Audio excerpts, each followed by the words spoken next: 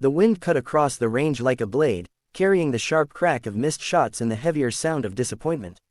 One by one, bullets struck dirt instead of steel, and with every miss, the young sniper's shoulders sagged a little more.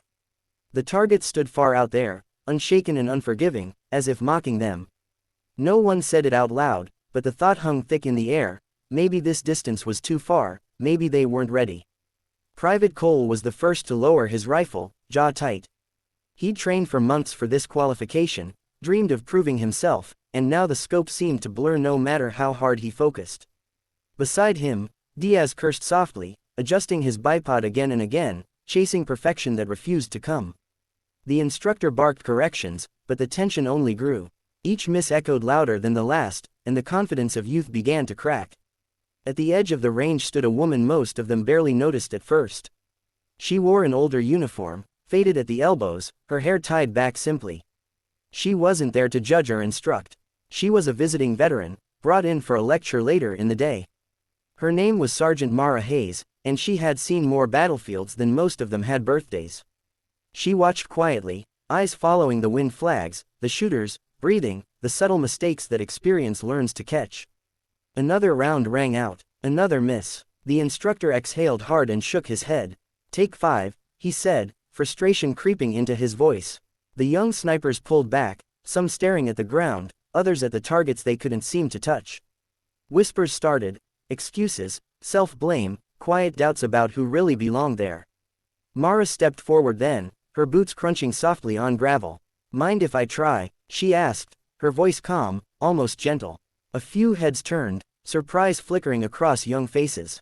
The instructor hesitated, then nodded. "Go ahead, Sergeant." She picked up the rifle without ceremony, checked the chamber, and lay prone with a practiced ease that made the movement look effortless. But if anyone looked closely, they'd see the scars on her hands, the way her eyes hardened as she settled behind the scope. This wasn't a challenge to her. It was a conversation she'd had many times before, with distance, with wind, with fear. She didn't rush. She watched the flags, waited for the breeze to lull, adjusted her breathing until the world narrowed to a single point. In her mind, memories rose, cold nights overseas, a younger version of herself shaking not from fear but from responsibility. She remembered missing once, long ago, and the cost that followed. That lesson lived in her bones now. The range went silent. The shot cracked through the air, sharp and clean. A heartbeat passed. Then the steel target rang, clear and unmistakable. A murmur rippled through the line. Some of the young snipers leaned forward, eyes wide. Mara didn't smile. She adjusted again, slower this time, compensating for a subtle shift in wind that only years could teach you to feel rather than see. The second shot hit. So did the third. She finally stood, handed the rifle back, and looked at the group. "You're not failing because you can't shoot," she said. "You're failing because you're fighting yourselves. Distance doesn't care how badly you want it. You have to respect it." Private Cole swallowed hard. "How do you stop the doubt?" he asked, surprising himself with the question. Mara met his eyes. "You don't," she said honestly. "You learn to breathe with it.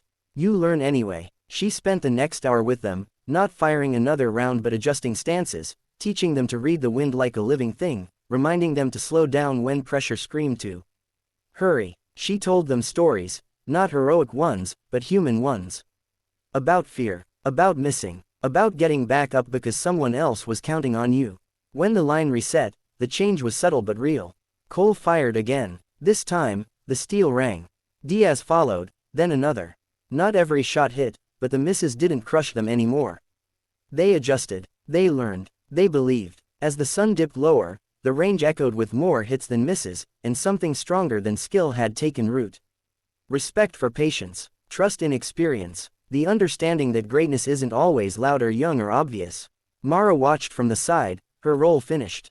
She didn't need applause. She had already won something far more important.